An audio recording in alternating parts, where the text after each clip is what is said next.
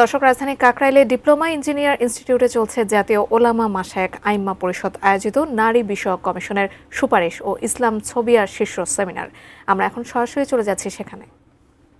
আজকে এই 1-2 দিনের ব্যাপার না, এটা শত শত বছরের সিলসিলা এবং এটা ক্রমশ বাড়ছে। এটা বাড়তে বাড়তে এটা কোথায় গিয়েছে? এখন টেলিভিশনগুলোয় দেখবেন অপরিহার্য হয়ে গেছে ইসলামী আলোচনা, মাসলা মাসাইলের আলোচনা, ইসলামিক সেমিনার।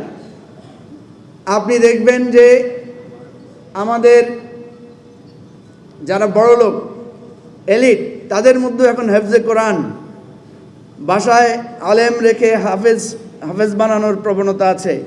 ক্যাডেট মাদ্রাসা নানা রকম চালু হয়েছে। কি বলেন, আছে না? এবার একটা দুঃসংবাদ দিই, ঠিক এই সমাজেই ছোটবেলা থেকে আধুনিক সঙ্গীত, মরমী সঙ্গীত, নজরুল গীতি, রবীন্দ্রসঙ্গীত, নাচ গান, আর্ট, শিল্পকলা, এমন কোনো উপজেলা নাই যেখানে নৃত্য স্কুল নাই, নাচের স্কুল নাই।